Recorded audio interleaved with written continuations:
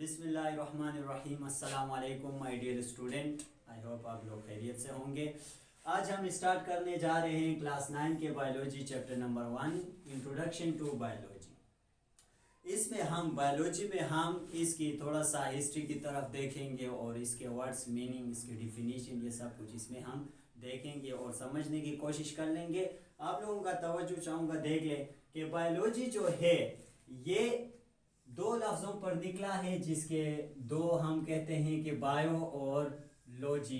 गौर कर ले इसमें कि बायोलॉजी और बायो और लॉजी, बायो का मतलब जो है लिविंग, और या इसको हम लाइफ भी कह सकते हैं, और लॉजी जो है लोगस से निकला है और लोगस के मानी है स्टडी को कहते हैं।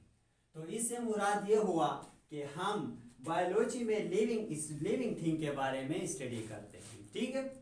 बायो में लिविंग थिंग के बारे में स्टडी करते हैं तो इसका डिफिनीशन हम इस तरह करते हैं कि biology is the branch of science which deal with the study of living thing या which deal with the study of life is called biology. तो सबसे पहले इसका बायो का लफ्ज़ जो इस्तेमाल किया था एक साइंसदान था जिसका नाम है कैरोलस लीनियस, ठीक है। और इसने सबसे पहले बायो का लफ्ज़ इस्तेमाल किया था, वर्ड यूज बायो। और ये भी आप लोगों का इंफॉर्मेशन है, कैरोलस लीनियस एक साइंसदान था जिसने सबसे पहले बायो का लफ्ज़ इस्तेमाल किया था, लेकिन इसको फादर ऑफ बायोलॉजी नहीं कहा जाता है। फादर ऑफ बायोलॉजी कोई दूसरा बंदा है जिसका नाम है अरिस्टोटल। अरिस्टोटल को हम फादर ऑफ बायोलॉजी कहते हैं।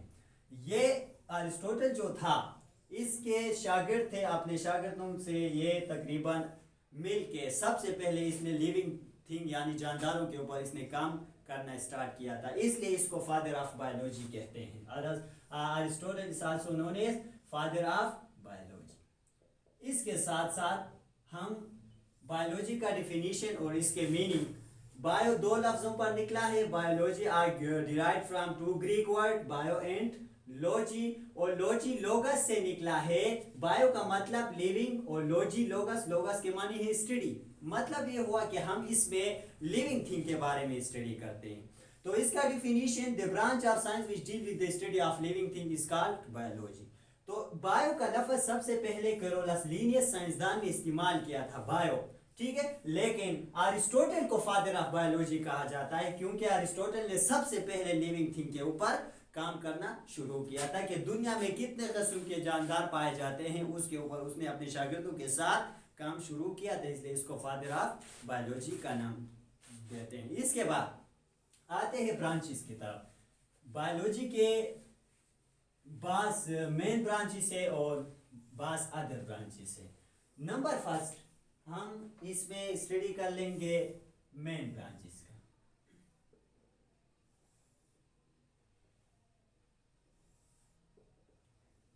और मेन ब्रांचेस इसके 3 है, 3 मेन ब्रांचेस। और अदर ब्रांचेस वो हम बाद में टच कर लेंगे। सबसे पहले हम मेन ब्रांचेस के देखेंगे। मेन ब्रांचेस में सबसे पहले हमारे पास बॉटनी आता है, और दूसरा हमारे पास ज़ूलॉजी आता है, और तीसरा हमारे पास है माइक्रोबायोलॉजी आता है।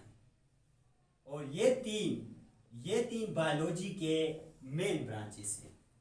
किस तरह कि बॉटनी बायोलॉजी का वो शाख है, वो ब्रांच है जिसमें हम स्टडी करते हैं किसके बारे में, स्टडी अबाउट प्लांट के बारे में, ठीक है। मतलब ये हुआ कि बॉटनी भी बायो का एक ब्रांच है जिसमें हम सिर्फ और सिर्फ पौधों के बारे में स्टडी कर लेंगे, दूसरे कोई चीज़ नहीं, सिर्फ पौधों के बारे में कि पौधे किस तरह, उनके खुसूसियात, उनका कैरेक्टर्स, उनके फंक्शन। दूसरा हमारे पास है ज़ूलॉजी। ज़ूलॉजी में हम स्टडी करते हैं एनिमल्स के बारे में, सिर्फ और सिर्फ इसमें हम एनिमल्स का टच कर लेंगे, एनिमल्स के बारे में स्टडी कर लेंगे। माइक्रोबायोलॉजी, इसमें गौर कर ले, माइक्रो जो है ना, माइक्रो स्मॉल को कहा जाता है। तो मतलब ये हुआ कि इसमें हम स्टडी कर लेंगे माइक्रो ऑर्गेनिज्म के बारे में। और माइक्रो ऑर्गेनिज्म का मतलब बैक्टीरिया, वायरस, ये चीज़ है जो हमें सिर्फ और सिर्फ माइक्रोस्कोप में नजर आएंगे, माइक्रोस्कोप में हम उसकी स्टडी कर लेंगे, इसलिए इसको हम माइक्रोबायोलॉजी का नाम देते हैं। ये 3 ब्रांच है, ये 3 ब्रांचेस है जो मेन ब्रांचेस कहलाते हैं बायोलॉजी का। अभी आते हैं अदर ब्रांच की तरह। अदर ब्रांच हमारे पास है 16 ब्रांचेस है बायो के, 16 ब्रांचेस है, और एक एक करके हम उसका डिफिनीशन और किसके बारे में स्टडी करते हैं और वहां पर हम देखते हैं। अदर ब्रांच में हमारे पास है नंबर फर्स्ट हमारे पास है मॉर्फोलॉजी।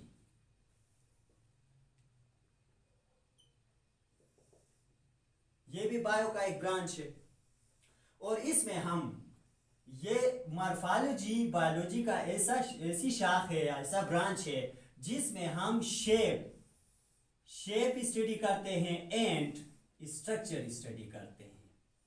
फॉर एग्जांपल, चाहे प्लांट हो, चाहे एनिमल्स हो, चाहे माइक्रो ऑर्गेनिज्म, वायरस, बैक्टीरिया, जो भी हो, अगर उनका शक्ल और साख के बारे में स्टडी कर लेंगे तो वो ब्रांच कहलाएगा मॉर्फोलॉजी जिसको कहते हैं। मतलब ये हुआ कि morphology is the branch of biology. Morphology is the branch of biology which deal with the study of shape and structure of organism is called morphology. दूसरा हमारे पास है एनाटमी, और एनाटमी में हम ऑर्गेनिज्म का इंटरनल स्ट्रक्चर देखते हैं। Internal structure, study about internal structure. Internal structure का मतलब कि हम उसके अंदर जाके टिश्यू, सेल, ऑर्गन, ये सारी चीज़ हम देखते हैं, और वो किस तरह बनी है, उनका फंक्शन क्या है, इंटरनल स्ट्रक्चर हम जाके स्टडी करते हैं, तो उसको हम एनाटमी कहेंगे। और एनाटमी भी बायोलॉजी का एक शाख है। अगर हम एनिमल्स, एनाटमी, ज़ूलॉजी, बॉटनी, इनका भी मजीद ब्रांचेस है, इनको एनाटमी का ब्रांच है। तो एनाटमी भी, इसमें हम इंटरनल स्ट्रक्चर पढ़ते हैं, चाहे एनिमल्स या चाहे प्लांट्स हो, उसके अंदर जाके हम स्टडी करने को एनाटमी कहते हैं। और नंबर 3 हमारे पास है फिजियोलॉजी, और फिजियोलॉजी में हम स्टडी करते हैं बॉडी पार्ट को। फिजियोलॉजी, चाहे एनिमल्स हो चाहे प्लांट्स हो, study about different parts of body part, different parts of body.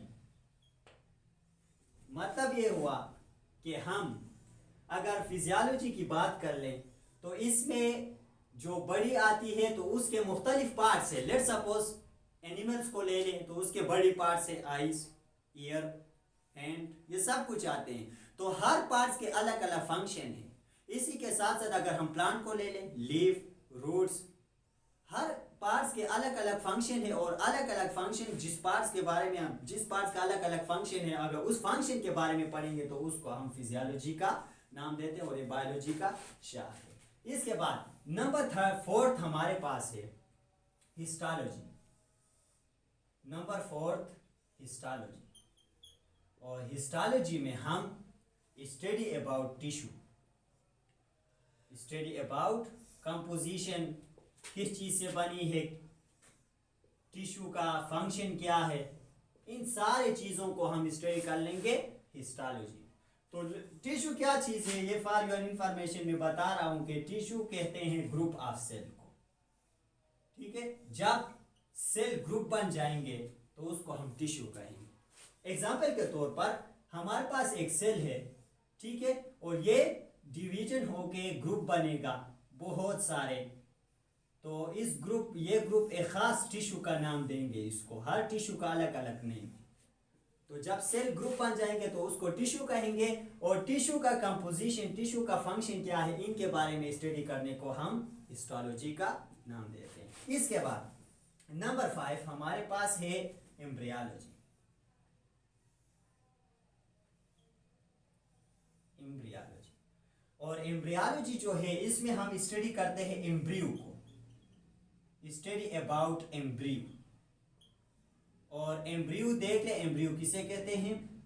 Embryo जो है, यहाँ से बेबी या सीड जो है उसकी आगाज होती है बनना। तो एम्ब्रियो को हम जाइगोट, जाइगोट के बाद एम्ब्रियो बनता है। फिर भी सवाल है निशान है कि जाइगोट क्या चीज़ है। देख ले, जाइगोट का बनना development and formation of embryo is called embryology. Logy वैसे भी स्टडी को कहते हैं, एम्ब्रियो का मतलब एम्ब्रियो। अभी जाइगोट क्या चीज है? जब मेल का सेल और फीमेल का सेल ये आपस में फ्यूज हो जाएं तो उस टाइम इसको हम जाइगोट कहेंगे, ठीक है। और ये जाइगोट जो है आहिस्ता आहिस्ता एम्ब्रियो, और इस एम्ब्रियो से फिर ऑर्गेनिज्म का डेवलपमेंट और फॉर्मेशन होता है, और इस डेवलपमेंट और फॉर्मेशन ऑफ एम्ब्रियो को हम क्या कहेंगे? एम्ब्रियोलॉजी कहेंगे, और ये बायोलॉजी का एक शाख है। इसके बाद हमारे पास है नंबर 6 पेलियोंटोलॉजी। ब्रांच नंबर 6 में हम स्टडी कर लेंगे एम्ब्रियोलॉजी के बाद पेलियोंटोलॉजी। और पेलियोंटोलॉजी में हम स्टडी करते हैं फॉसिल्स के बारे में, स्टडी अबाउट फॉसिल्स। और फॉसिल्स क्या चीज़ है? फॉसिल्स को उर्दू में कहते हैं बाक़यात को, मतलब पुराने ज़माने का कोई टुकड़ा ऑर्गेनिज्म का, चाहे बड़ी का हो, चाहे हड्डी, चाहे दांत, चाहे लीफ, चाहे रूट्स, जो भी हो, पुराने ज़माने का पास्ट ऑर्गेनिज्मों का कोई हिस्सा अभी हमें मिले तो उसके ऊपर स्टडी किया जाता है और उस ऑर्गेनिज्म तक पहुंचा जाता है, तो उस बाक़यात को हम, जो मिला है पार्ट, उसको हम फॉसिल्स कहेंगे। और फॉसिल्स के बारे में स्टडी करने को पेलियोंटोलॉजी कहते हैं। और इसमें अगर हम प्लांट के फॉसिल्स का स्टडी कर लेंगे तो उसको हम पेलियोबॉटनी कहेंगे, पेलियोबॉटनी।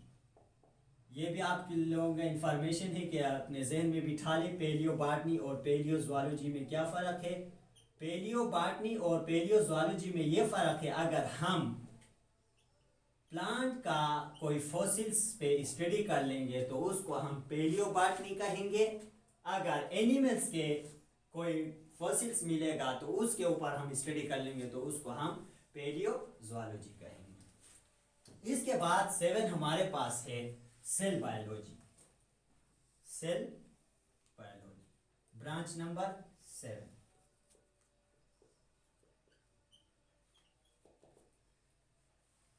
नाम से जाहिर है cell biology, study about cell and function.